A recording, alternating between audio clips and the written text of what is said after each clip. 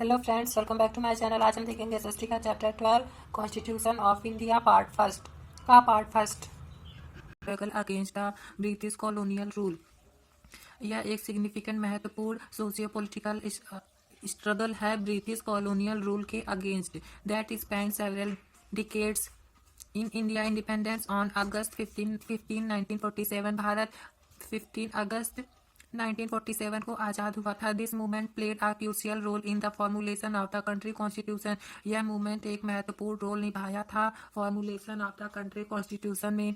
The freedom movement was driven by the aspiration of the Indian peoples to govern themselves. यह freedom स्वतंत्रता movement चला था aspiration के द्वारा इंडियन पीपल जो चाहते थे अब खुद से गवर्न करना एंड हैव आ से इन द पॉलिसीज, और वह कहते थे policies that affected their lives, प्रभावित कर रही थी उनके जीवन पर policies.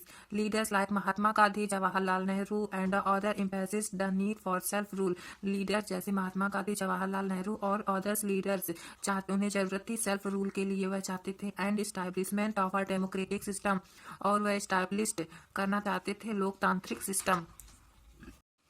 Thought out the struggle for independence, various leaders and groups put forth constitutional demand. इस स्ट्रगल इंडिपेंडेंस के स्वतंत्रता के लिए स्ट्रगल वेरियस लीडर्स, बहुत से लीडर्स और ग्रुप्स ने पुट किया फोर्थ कॉन्स्टिट्यूशनल डिमांड्स को। These demands outline the principle and structures that they have envisioned and played an important role in the drafting की कॉन्स्टिट्यूशनल आइडियाज। यह डिमांड आउटलाइन द प्रिंसिपल और structure पे that had envisioned, यह अनुरूप और play कर रहा था एक इम्पॉर्टेंट रोल इन ड्राफ्टिंग की कॉन्स्टिट्यूशनल आइडियाज में। The freedom movement help foster a sense of national identity. यह मूवमेंट सहायता कर रहा था foster sense of a national identity के सेंस में and unity among diverse communities across India, और यह एकता बना रहा था डाइवर्स कम्युनिटी, विभिन्न कम्युनिटीज में अक्रॉस पूरे भारत में। The cabinet mission plan of 1946। Cabinet mission plan 1946 का proposal by the British government, यह प्रस्तावना दिया गया था ब्रिटिश गवर्नमेंट के द्वारा। Let the foundation for the constitution of India, India के कॉन्स्टिट्यूशन के फाउंडेशन के लिए। It outline the process of forming a constituent assembly. यह आउटलाइंड प्रोसेस है forming constituent assembly and drafting a new constitution for independence India, और स्वतंत्र भारत के लिए नया संविधान।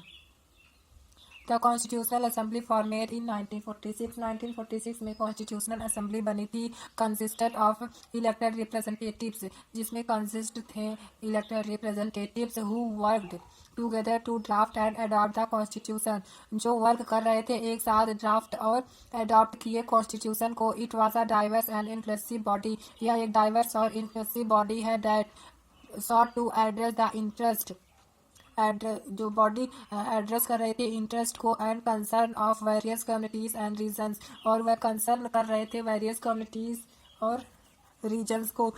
The experience of colonial rule का experience and the struggle for freedom, और स्वतंत्र भारत के लिए struggle. Influenced the inclusion of fundamental rights in the constitution, प्रभावित होकर उन्होंने फंडामेंटल राइट्स बनाया कॉन्स्टिट्यूशन में। These rights aim to safeguard individuals' liberties.